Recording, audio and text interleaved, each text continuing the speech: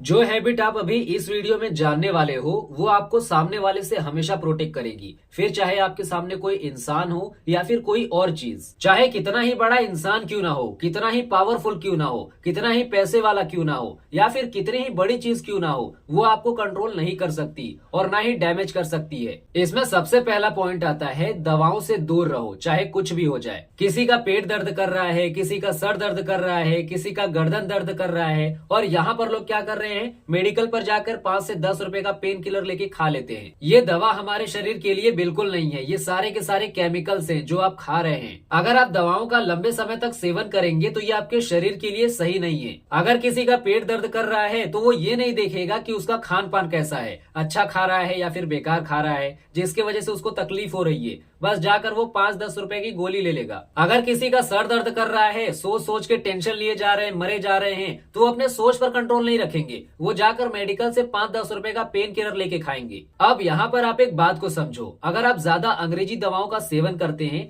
अगर आप एक बीमारी को ठीक करने के लिए दवा खाते हैं तो दूसरी बीमारी आगे चलकर अपने आप बन जाती है। फिर उसको ठीक करने के लिए आप दूसरी दवा करेंगे, फिर उसके बाद तीसरी बीमारी बन जाती है आपके शरीर के अंदर। ठीक है, फिर ऐसे ही आगे चलते रहता है, जिसके वजह से आपके बॉडी को लाइफ टाइम के लिए दवाओं की जरूरत पड़ जाती है। क्यों? क्योंकि आपके बॉडी के जो भी अंग होते हैं उस पर दवाओं का असर होने लगता है। वो इसलिए क्योंकि वो केमिकल्स होते हैं। सो यहाँ पर आप अपनी हेल्थ पर ध्यान दो, मेडिटेट करो अपने माइंड के लिए, अच्छा खाना खाओ अपने शरीर के लिए। हाँ, अगर आपको ज्यादा प्रॉब्लम है तो आप दवाओं की तरफ जा सकते हैं, लेकिन अगर आप सिर्फ छोटी छोटी बातों के लिए, छोटी छोटी तकलीफों के लिए दवाओं की तरफ जा रहे हैं तो ये आपके हेल्थ के लिए सही नहीं है। आप एक दर्द सह लोगे वो चलेगा। अब इसका सॉल्यूशन क्या है? इसका सॉल्यूशन ये है कि आप ज्यादातर कोशिश ये करो कि आप देसी दवाओं की तरफ बढ़ो। ठीक है, जैसे कि काढ़ा हो गया, घरेलू नुस्खे हो गए, और अलग अलग तरीके की देसी पेड़ पौधे हो गए। ठीक है, जैसे कि तुलसी हो गया, है ना। ये अलग अलग बीमारियों में काम आते हैं, जो कि ये फायदेमंद भी होते हैं। सो यहाँ पर आपको देसी की तरफ ज्यादा बढ़ना है, अंग्रेजी से दूर रहना है, क्योंकि देसी नुस्खों के साइड इफेक्ट्स नहीं होते, उल्टा ये हमारे शरीर के लिए और फायदेमंद होता है। ठीक है, लेकिन कोई कंपनी आपको ये नहीं बताएगी। क्यों बताएगी भैया? उसका तो नुकसान हो जाएगा ना, उसका दवा कौन खरीदेगा? उनका तो धंधा ही बंद हो जाएगा। अब यहाँ पर आपको जो भी प्रॉब्लम है, जैसे कि आपको बुखार हो गया, जुकाम हो गया, सो ये नॉर्मल चीजें हैं, ये इतनी बहुत बड़ी बीमारी नहीं है। ठीक है, ये आती जाती रहती है, तो ये हमारी बॉडी के लिए एक अच्छी चीज है, इसको ज्यादा छेड़ने की जरूरत नहीं है। वो अपने आप आएगी, अपने आप चले जाएगी। ठीक है, लेकिन अगर आपको ज्यादा प्रॉब्लम होती है सो आप यूट्यूब पे सर्च कर सकते हैं कि अगर आपको ये चीज है, जैसे कि जुकाम है, बुखार है, तो आप अपने रिलेटेड सर्च कर सकते हैं कि मुझे ये चीज है, कुछ देसी नुस्खा बताओ, जिसके वजह से आपको बहुत वीडियो मिल जाएंगी, उसमें आपको पता चल जाएगा। ठीक है, सो ये हो गया हमारा पहला पॉइंट, जिसमें आपको ये पता चला कि अगर आपका दिमाग या फिर आपका शरीर, इन दोनों में से कोई भी कमजोर है या फिर दोनों ही कमजोर है, तो उसको किस तरीके से ठीक किया जा सकता है। अब इसके बाद के जितने भी पॉइंट होंगे वो ज्यादा इंपॉर्टेंट होंगे। ठीक है, सबसे पहले तो आपको अपने दिमाग को ठीक करना है और अपने शरीर को ठीक करना है, ताकि आगे की चीजों को आप अच्छे तरीके से समझ सके और कर सके। ठीक है, सो आई होप आपको समझ में आ रहा होगा। सो यहाँ पर हमारा पहला पॉइंट खत्म होता है। अब हम दूसरे पॉइंट की तरफ बढ़ते हैं। ठीक है, सो यहाँ पर आप अपने शरीर को तो मजबूत बना लिए, अपने दिमाग को तो मजबूत बना लिए, लेकिन उस दिमाग में किस तरीके की इंफॉर्मेशन जानी चाहिए ये कौन डिसाइड करेगा? अगर आप मजबूत हुए तो जाहिर सी बात है कि आप ही कंट्रोल करेंगे, लेकिन अगर आप कमजोर हुए तो सामने वाला आपको कंट्रोल करेगा। सामने वाला डिसाइड करेगा आपकी सोच को, सामने वाला डिसाइड करेगा आपके एक्शंस को, सामने वाला डिसाइड करेगा आपके गोल को, सामने वाला डिसाइड करेगा आपके इमोशंस को। आपका फ्यूचर किस तरीके से होगा, आप इन सारी चीजों का इस्तेमाल करके आगे का डिसीजन कैसे लेंगे। फिर चाहे कोई सरकार हो, कोई क्रिएटर हो, कोई इन्फ्लुएंसर हो, कोई बहुत बड़ा लीडर हो, या फिर आम जनता हो, या फिर आप खुद हो, कौन होगा? किसके हाथ में होगा आपका कंट्रोल? क्या आपका मजबूत होना आपके हाथ में होगा कंट्रोल, या फिर आपका कमजोर होना सामने वाले के हाथ में होगा आपका कंट्रोल? लेकिन यहाँ पर आप किस तरीके से डिसाइड करेंगे कि सामने वाले के जरिए जो इन्फॉर्मेशन आ रही है वो कितनी सही है और कितनी गलत है, किस तरीके से वो इन्फॉर्मेशन आपको ट्रिगर करेगी, इसका कंट्रोल आपके हाथ में है। इसके लिए आपको इंडियन मीडिया से ज्यादा इंस्टाग्राम क्रिएटर को सब्सक्राइब करना है, जो रियलिटी दिखाते हैं, रियलिटी पर बात करते हैं। अगर सही न्यूज जाननी है तब। ठीक है, अगर आपको इंडियन मीडिया को सब्सक्राइब करना है तो कर सकते हैं, लेकिन 100% भरोसा सोच समझ के करना। यहाँ पर आप इंस्टाग्राम क्रिएटर के बातों को इंडियन मीडिया के बातों से आप कंपेयर कर सकते हैं, ठीक है। कौन कितना सच बोल रहा है, कौन कितना झूठ बोल रहा है, आपको पता चल जाएगा। क्योंकि आज के समय में जितना एक छोटा सा इंस्टाग्राम क्रिएटर रियलिटी पर बात कर रहा है, रियलिटी को दिखा रहा है, उतना कोई भी इंडियन मीडिया उस चीज को कवर ही नहीं कर रहा। सो ये हो गया हमारा दूसरा पॉइंट। अब हम तीसरे पॉइंट की ओर बढ़ते हैं। तीसरा पॉइंट हमारा ये है कि आपको क्या कंटेंट कंज्यूम करना है, ठीक है। इसमें सबसे पहले तो हम ये समझते हैं कि कौन सा कंटेंट आपको कंज्यूम नहीं करना है। इसमें big boss, cricket match, stage show, vlogging, gaming, funny reels और सेलिब्रिटी, इन सारे लोगों को देखना छोड़ना है, ठीक है। इनको देखने से सिर्फ आपका टाइम वेस्ट होगा, जिसके वजह से आपकी लाइफ में रत्ती भर भी 1% का भी इंप्रूवमेंट नहीं होगा, सिर्फ आपका टाइम वेस्ट होगा, ठीक है। सो यहाँ पर देखा जाए तो आप इनको एक एंटरटेनमेंट समय के लिए ऐड कर सकते हैं, ठीक है। सिर्फ उतना ही जितना आपका इनके ऊपर कंट्रोल हो, ठीक है। उतना नहीं कि भैया ये आपके ऊपर ही हावी हो जाए। अब आपको देखना क्या है, इसको समझो। सो इसमें आता है thriller, suspension, action, case solving, CID, mysterious, mastermind, hacking, self defence, universe, psychology, finance. इन सारे कंटेंट को आपको कंज्यूम करना है, जिसके वजह से तुमको और चीजों के बारे में पता चलेगी। तुम्हारा माइंड और खुलेगा कि भैया हाँ, ये भी चीजें एग्जिस्ट करती हैं, ठीक है। जैसे जैसे तुम जानते जाओगे वैसे तुमको और नई नई चीजों के बारे में पता चलेगा। तुम्हारा दिमाग और ज्यादा एक्टिव हो पाएगा, आगे के बारे में सोच पाएगा कि भैया हाँ, आगे भी कुछ और होता है। जब तुम इनके बारे में पढ़ोगे, इनके बारे में जानोगे, तब तुमको और समझ में आएगा, तुम्हारा दिमाग और खुलेगा। सबसे पहले तो आप इनके बारे में जानो, एक एक वर्ड को सर्च करो, तब आपको पता चलेगा कि इसका मतलब क्या है। इसके अंदर जब आप घुसोगे तब आपको पता चलेगा कि इसके अंदर कौन सी जानकारी है। लेकिन यहाँ पर एक चीज एक्सेप्शनल है, जो कि है लव स्टोरी। ये लव स्टोरी वाली जो फिल्में हैं, इनको आपको अवॉइड करना है। ये एकदम घटिया होती है, ठीक है।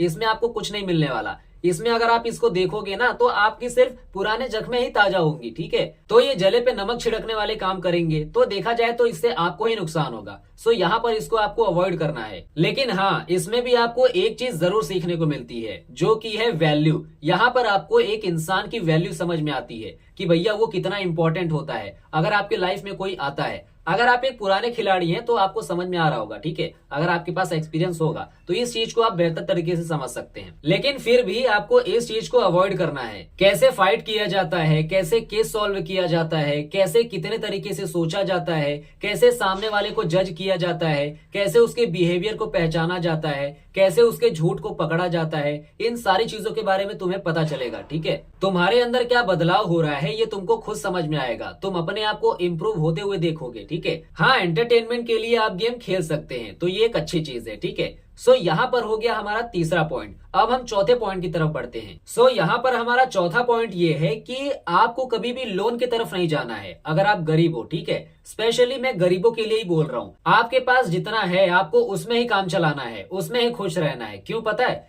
क्योंकि हमारे भारत में ज्यादातर जो लोग हैं वो लोन को अपना फायदा समझ कर लेते हैं, लेकिन उल्टा वो उनको नुकसान पड़ता है। फायदा सिर्फ बैंकिंग सेक्टर को होता है। यहाँ पर ज्यादातर यही देखा गया है कि ये जो लोन है वो अमीरों के लिए ज्यादा बेहतर होता है, गरीबों के लिए उतना बेहतर नहीं होता। हाँ, अगर आपको थोड़ा सा बेसिक फाइनेंस के बारे में पता है कि भैया किस तरीके से लोन को हैंडल किया जाता है, किस तरीके से लोन लिया जाता है, कितना लिया जाता है, कितने समय के लिए लिया जाता है, कितनी आपकी सैलरी होनी चाहिए कितना लोन लेने के लिए, अगर आपको ये सारी चीजें पता है, आप बिना प्रेशर के इन सारी चीजों को कर सकते हैं, तब आप डेफिनेटली इस चीज की तरफ जा सकते हैं। लेकिन हमारे भारत में ज्यादातर लोग को इन बेसिक चीजों के बारे में पता ही नहीं है, जिसके वजह से वो कर्ज में और डूब जाते हैं। इसीलिए अगर आप गरीब हैं तो आपके पास जितना है आप उतने में ही खुश रहो, ज्यादा चालाकी नहीं करनी है, ठीक है, नहीं तो डूब के मर जाओगे। और वैसे भी हमारे भारत में लोग ज्यादातर फालतू चीजों के लिए ही लोन लेते हैं, ठीक है, जिसके वजह से उनका बेमतलब का समय और एक्स्ट्रा पैसे और ज्यादा मेहनत लगती है, जिसके वजह से उनका दिमाग, उनका शरीर पूरा हिल जाता है, डगमगा जाता है, ठीक है,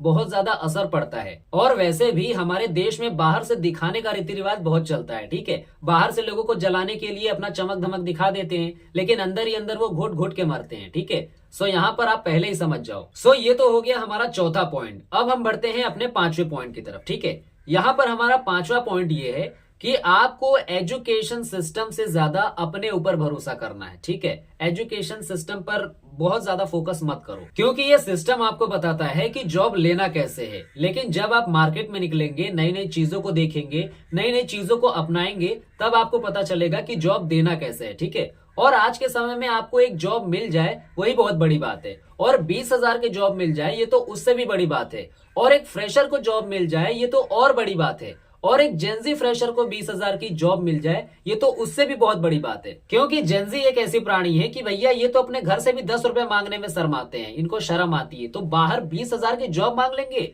20,000 की जॉब, वो भी फ्रेशर। इनके मुंह से तो बोली नहीं निकलेगी कि मुझे 20,000 की जॉब दे दो। किस मुंह से बोलेंगे? ना तो इनके पास अच्छी एजुकेशन है, ना तो एक्सपीरियंस है, बीए बीकॉम का डिग्री लेके बैठे हैं, तो कहां से मिलेगा? इनको पता है कि भैया इनकी कोई इज्जत नहीं है, बट फिर भी इसीलिए ये गेट पे जाने से भी डरते हैं। कंपनी के गेट पर जाने से ही इनकी फटती है कि भैया हम किस मुंह से जाएं, हैं? बीए बीकॉम का डिग्री लेके जा रहे हैं, उनको पता है उनकी कोई इज्जत नहीं है, उनको गेट पर से ही भगा देंगे। सो यहाँ पर सिस्टम आपको 20,000 की महीने की सैलरी कैसे उठानी है ये सिखाता है। लेकिन जब आप अकेले पढ़ते हैं, अकेले मार्केट में निकलते हैं, चीजों को एक्सप्लोर करते हैं कि भैया नई नई चीजें हैं, उसको जब आप उसके बारे में जानते हैं कि हाँ ये चीजें भी एग्जिस्ट करती हैं, इससे भी पैसे कमाए जा सकते हैं, ऑनलाइन मार्केट कितने हैं, ऑफलाइन मार्केट कितने हैं, जब आप इन सारी चीजों को जानते हैं, जानने की कोशिश करते हैं, तब आपको पता चलता है कि भैया 20 लाख महीने की कैसे उठा सकते हैं। ठीक है, अब तुम बोलोगे 20 लाख कौन उठाता है महीने का? फिर वही कर दी ना गरीबों वाली बात है।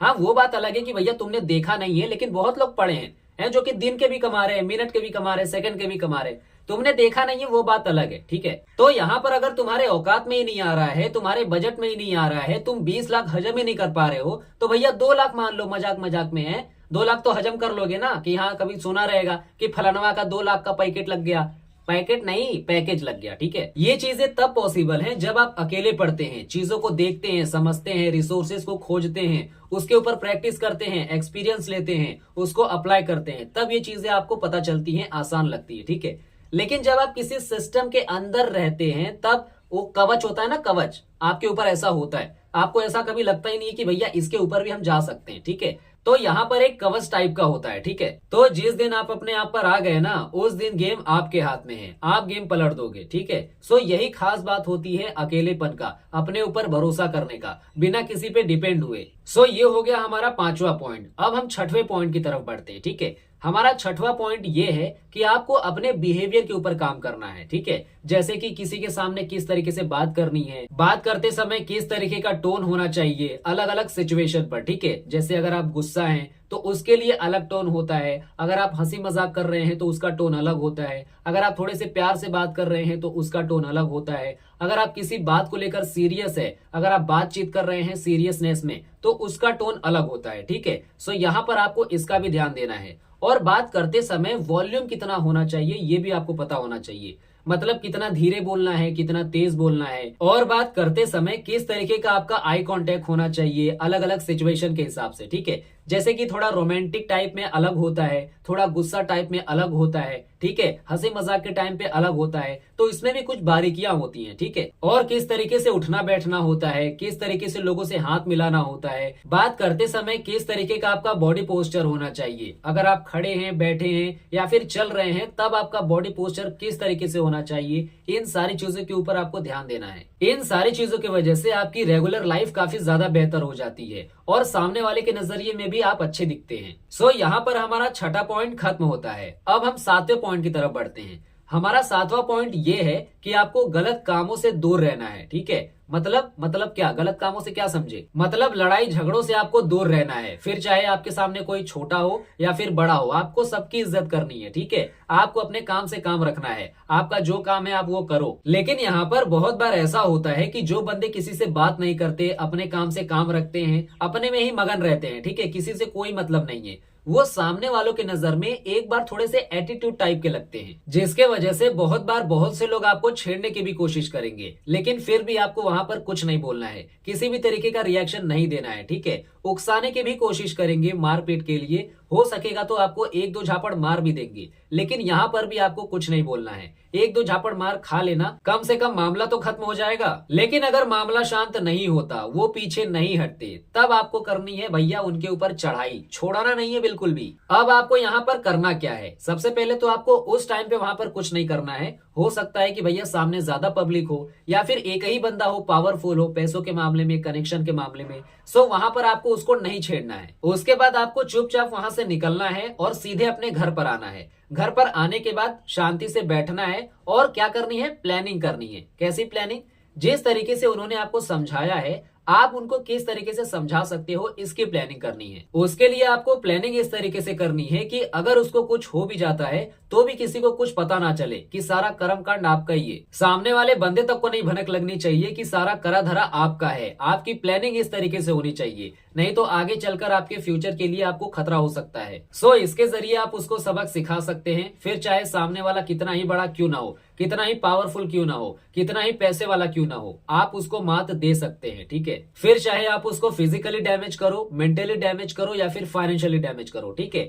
आप उसके जरिए उसको झुका सकते हैं। ठीक है, लेकिन एक बात ध्यान रखना, उसको छोड़ना नहीं, नहीं बिल्कुल नहीं छोड़ना। और सबसे जरूरी बात, सामने वाले को कभी एहसास मत होने देना कि सारा करा धरा तुम्हारा है। ठीक है, नहीं तो जब सामने वाला अपने पावर का इस्तेमाल करेगा ना, तब तुम भैया कहीं के नहीं रहोगे। ठीक है, तो गेम ऐसा खेलना कि किसी को कुछ भी ना मिले, भनक भी ना लगे। सो यहाँ पर हमारा 7वां पॉइंट खत्म होता है। अब हम 8वें पॉइंट की तरफ बढ़ते हैं। हमारा 8वां पॉइंट ये है कि लॉ के बारे में पढ़ो, नियम कानून के बारे में पढ़ो। भले से आप उसका कोर्स ना कर पाओ, लेकिन कम से कम ऑनलाइन जानकारी जरूर रखो, ताकि आगे चलकर इन फ्यूचर में चलते फिरते आपको या फिर आपके फैमिली को कोई बंदा या फिर कोई अधिकारी या फिर कोई पुलिस वाला बदतमीजी से बात करे या फिर गलत व्यवहार करे, तो आप में इतनी नॉलेज होनी चाहिए कि आप उसको एक बार, सिर्फ एक बार कोर्ट के दर्शन करवा सको, ताकि वो आपको हमेशा के लिए याद रखे। बदतमीजी करने से पहले 10 बार सोचे सामने वाला कि भैया हाँ, ये बंदा है जो मेरी वर्दी उतरवा सकता है। ठीक है,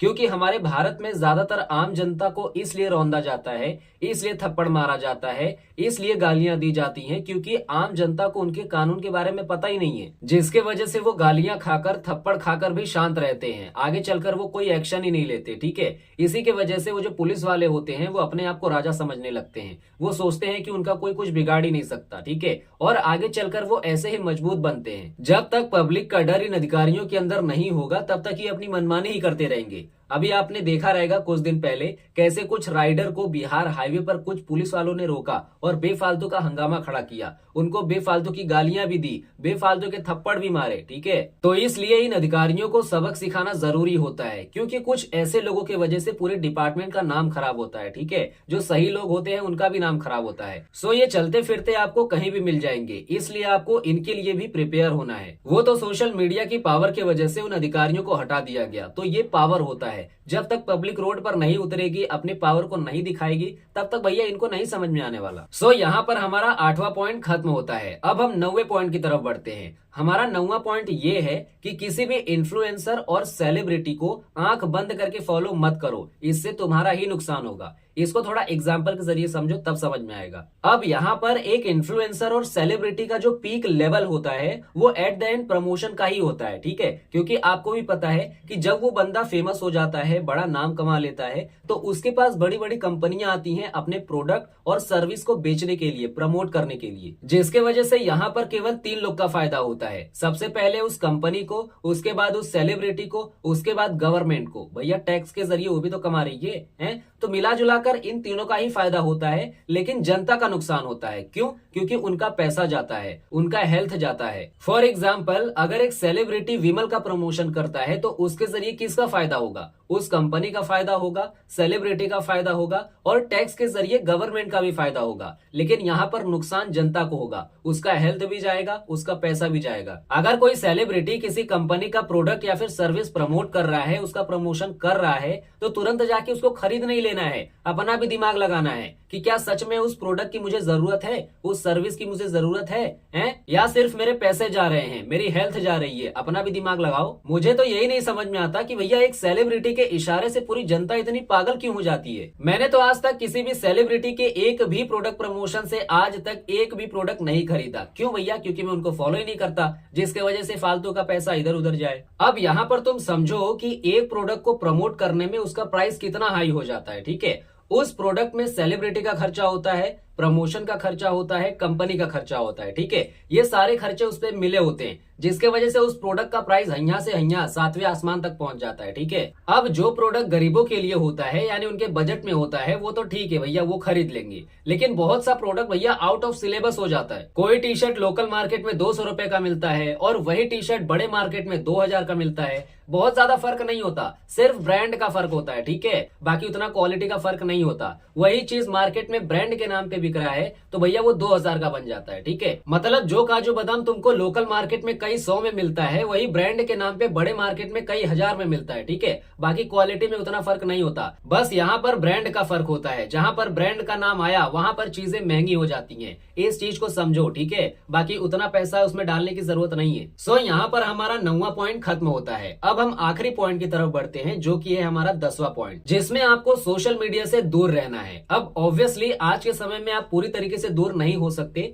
मैं फालतू चीजों से दूर रहने की बात कर रहा हूँ। ठीक है, रहना आपके सभी के टच में है, पता रहना चाहिए कि भैया समाज में क्या चल रहा है। ठीक है, क्या ट्रेंड कर रहा है, क्या न्यूज चल रही है, ये सारी चीजों के बारे में आपको पता रहना जरूरी है। उसमें से आपको अच्छी चीजों को अपनाना है, फालतू चीजों से दूर रहना है। सो ये मैंने जितने भी पॉइंट आपको बताए हैं ना, ये हैबिट पॉइंट है, आदतों के पॉइंट। हो सकता है कि मेरे से और कुछ छूट गया हो तो उसके लिए मैं सॉरी बोलता हूँ, लेकिन अगर आप सिर्फ इतने पर ही काम कर लेते हैं, अगर सिर्फ इतने पर ही मास्टरी कर लेते हैं तो भैया आप बहुत कुछ सीख जाएंगे। ठीक है, आप अपने आप को चारों तरफ से सिक्योर कर सकते हैं इन पॉइंट्स को ध्यान में रख के। ठीक है, लेकिन इसके लिए आपको इन सारी चीजों के ऊपर काम करना पड़ेगा। ठीक है, सो आई होप आपको ये सारी चीजें एकदम अच्छे तरीके से समझ में आई होंगी। बाकी हमारा वीडियो यहाँ पर एंड होता है, फिर मिलते हैं हम नेक्स्ट वीडियो में। तब तक आप हंसते रहिए, खेलते रहिए और मुस्कुराते रहिए।